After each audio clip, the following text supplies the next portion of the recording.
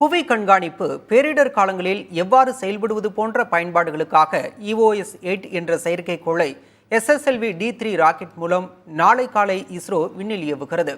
இந்த செயற்கைக்கோளின் பயன்பாடுகள் என்ன என்பது குறித்து விளக்குகிறார் செய்தியாளர் ரமேஷ். 10 கிலோவிலிருந்து 500 கிலோ எடை உள்ள செயற்கைக்கோள்களை விண்ணில் செலுத்துவதற்காக SSLV என்ற சிறிய ராக்கெட்டுகளை பயன்படுத்துகிறோம். அதற்கு மேலே எடை இருக்கிறதெல்லாம் PSLV, GSLV மூலியமாக கொண்டு போகிறது நமக்கு தெரியும். இந்த திட்டத்தை பொறுத்தவரை SSLV-D3 EOS-8 மிஷன் பேர் வச்சிருக்காங்க. சிறிய ரக 3 செயற்கைக்கோள்களை இதில் அனுப்ப போகிறாங்க. இதில் அந்த 3ம் என்னென்னத்துக்காக பயன்படுது அப்படின்றத பார்க்கலாம். முதல்ல இருக்கக்கூடிய இந்த எலக்ட்ரோ ஆப்டிக்கல் இன்ஃப்ராரெட் பேலோட் அப்படின்றது எதுக்குன்னு பார்த்தீங்கன்னா புவி கண்காணிப்பு மற்றும் சுற்றுச்சூழல் சார்ந்த கண்காணிப்பு பணிக்காக அனுப்புகிறாங்க. இது மற்றொரு பயனும் இருக்கிறது.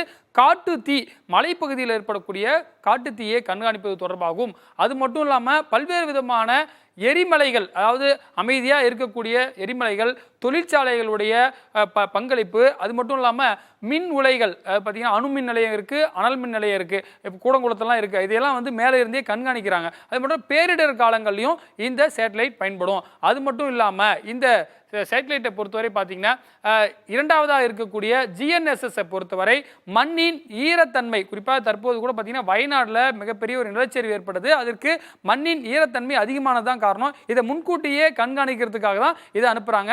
இமயமலையில் இருக்கக்கூடிய பனிப்பாறைகள் எந்த அளவுக்கு உருகுறது அப்படின்றதுடைய கண்காணிப்பாகவும், நிலப்பகுதியில் இருக்கக்கூடிய நீர்நிலைகளை கண்காணிப்பதற்காகவும் இந்த இரண்டாவது GNSS பயன்படுகிறது.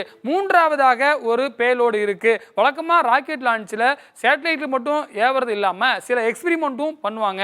அதாவது இஸ்ரோவுடைய முக்கியமான கனவு திட்டம் விண்ணுக்கு மனிதனை அனுப்பக்கூடிய ககன்யான் திட்டம்.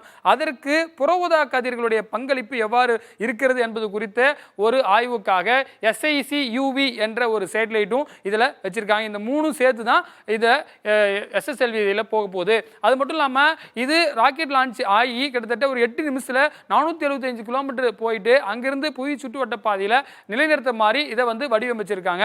இதுதான் இந்த திட்டம் குறித்த தகவலாக இருக்கின்றது.